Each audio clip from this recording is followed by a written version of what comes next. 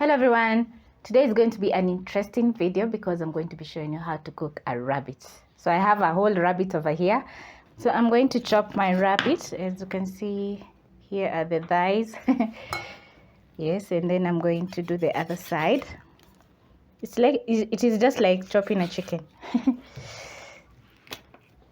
You snap the joints and then you cut through. And then I'm going to do the rest.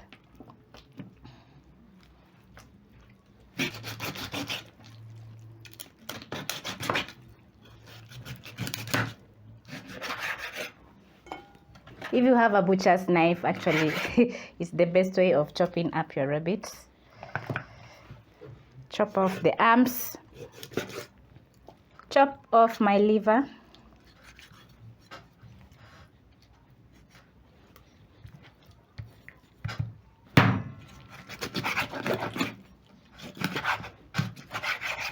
My knife is super sharp. So I'm done chopping up my rabbit into medium sizes. So this is the rest of the ingredients which you're going to find in the description box down below.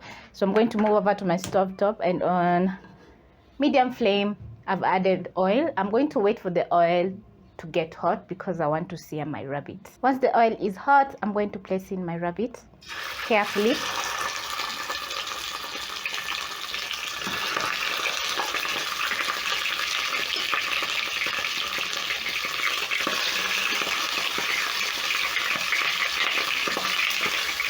So I'm going to be searing my rabbit in 2 batches. Once you notice a very nice golden brown color on top, I'm going to transfer to a plate, let the rabbit cool for a little bit as I continue cooking. And then I'm going to add in my next round. Once done, I'm going to add in my onions in the same pot.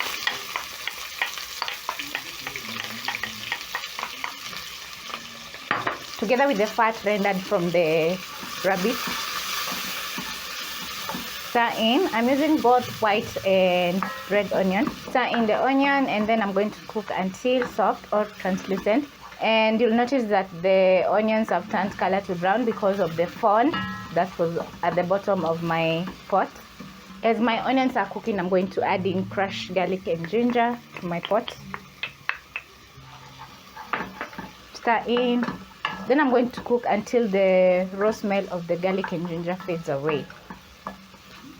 Using the same oil from the rendered rabbits and the fond is going to add a lot of flavor to my food because, yeah, that is where all the sweet juices from the rabbit and the deliciousness are. Yeah. So my onions are starting to get ready. So I'm going to add in, this is 3 large tomatoes. I'm going to add my tomatoes in the pot. Stir in the tomatoes and cook for around 2 minutes until mushy. While my tomatoes are cooking, I'm going to be adding in some spices which you're going to find listed in the description box down below. So I'm going to start off by adding some paprika, some turmeric, pepper. I love black pepper. And then I'm going to add in some bay leaves.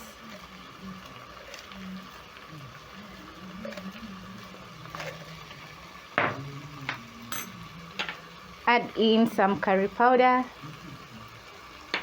and 2 seasoning cubes. Stir in everything together.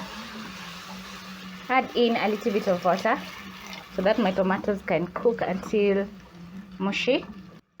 So I'm going to cover and let this cook.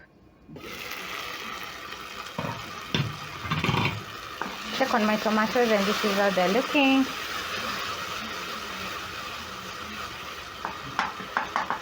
So the next step is to add my rabbit back into the pot because I want the rabbit to fully cook.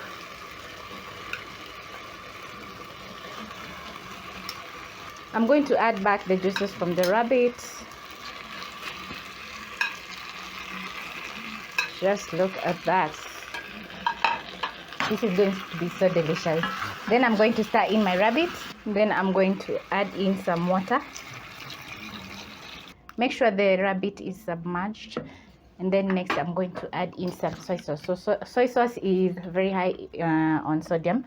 So I'm going to add about a tablespoon of dark soy sauce because I had already added the seasoning cubes.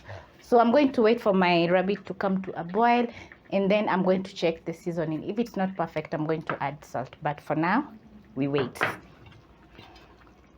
Once I add water into my pot, I'm going to let the rabbit cook until soft and the sauce reduce halfway.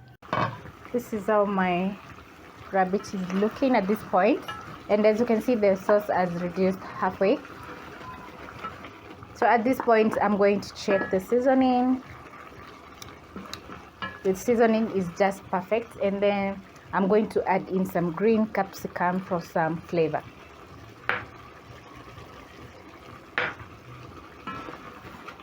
Stir in the capsicum, and then I'm going to cover and let this simmer on medium flame for about 1 minute. This is how my stewed rabbit is looking, and it's looking so delicious. So what I'm going to do, I'm going to garnish with some coriander because my rabbit stew is ready. Stir in the coriander, and then I'm going to serve. My stewed rabbit is ready, and it's looking so delicious. It's very tender. It's like it's almost falling off the bone, and I love the amazing flavors that I have from my spices. And yeah, yum, yum, yum. This is going to be very delicious. So I've served mine with some mashed potatoes. You can serve over rice, chapati, and ugali. So I hope you try out this epic recipe, and catch you on my next episode.